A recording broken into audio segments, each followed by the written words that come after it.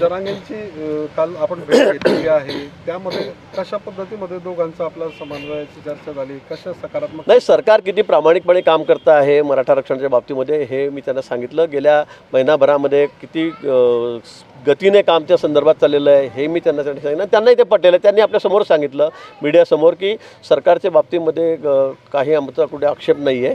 अतिशय गतीने वेगाने न्यायमूर्ती शिंदे समिती त्या ठिकाणी काम करते आहे. सगळे अधिकारी जिल्हाधिकारी त्या ठिकाणी काम करत आहेत आणि म्हणून त्यांनी समाधान त्या ठिकाणी व्यक्त केलं. पण आज त्यांची त्या ठिकाणी सभा मीटिंग प्रमुख कार्यकर्त्यांची आंतरवलीमध्ये त्या ठिकाणी आहे आणि आज ते निर्णय घेतील. 24 तारखेचा अल्टिमेटम त्यांनी दिलेला आहे. पण मी सांगितलं की आपल्याला जर कायमस्वरूपी आरक्षण घ्यायचं असेल तर टिकवायचंच असेल तर थोडा वेळ अजून द्यावा लागेल. आपण क्युरेटिव्ह पिटिशनच्या माध्यमातून सुद्धा कोर्टामध्ये गेलेलो आहोत. आपण बॅकवर्ड कमिशनच्या माध्यमातून सुद्धा नवीन एक दुसरा त्याच्यावर पर्याय शोधलेला आहे. ते सुद्धा सगळी पाहणी आर्थिकदृष्ट्या असेल, शैक्षणिकदृष्ट्या असेल, ही सगळी कसे सामाजिकदृष्ट्या असेल, हा समाज कसा मागासलेला आहे ते बघून त्यांना आरक्षण कसं देता येईल त्या संदर्भात सुद्धा शासन त्या ठिकाणी विचार करतं आहे. पण तो निश्चित मुख्यमंत्री मोदयांनी सांगितलेलं आहे, देवेंद्रजींनी सांगितलं आहे, अजितदादांनी सांगितलं आहे की आम्हाला आरक्षण हे द्यायचं आहे, 100% द्यायचं आहे.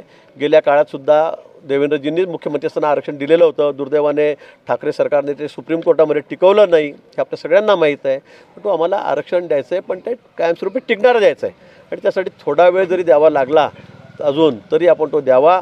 आपण बघतायत सरकार किती गतीने काम करत आहे. मुदतवाढ मिळेल असं वाटतंय तुम्हाला त्यांच्याशी? नाही मिळेल, कारण त्यांनाही पटलेलं आहे आम्ही ज्या गतीने काम करतो आहे आणि आता सुप्रीम कोर्टामध्ये हा विषय रोज चालू आहे, त्याच्यावर निर्णय लवकर होणार आहे. आपण बॅकवर्ड कमिशन मागासवर्गीय आयोग त्या ठिकाणी नेमलेला आहे, ते आता कामाला लागले आहेत. परवा त्यांच्या अध्यक्षांनी राजीनामा दिला. आपण त्याच दिवशी दुसऱ्या दिवशी आपण दुसरे अध्यक्ष नेमले, सदस्य नेमलेले आहेत आणि ते अतिशय वेगाने काम करत आहेत.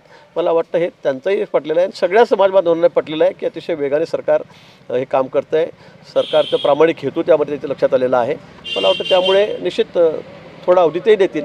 दोघांची चर्चा सकारात्मक समाधान झालं, अतिशय सकारात्मक चर्चा झालेली आहे. काल आपणही बघितलं ती लाईव्ह होती. ती काही आमची काही बंद दरवाज्यात कुठली चर्चा नव्हती, ती सर्व ऑनलाईन होती, म्हणजे ती सगळ्यात समोरच होती.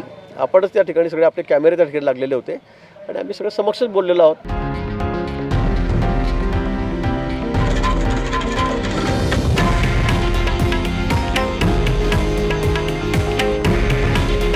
हे आहे देशातील नंबर 1 न्यूज नेटवर्क आणि आपण पाहत आहात TV9 मराठी.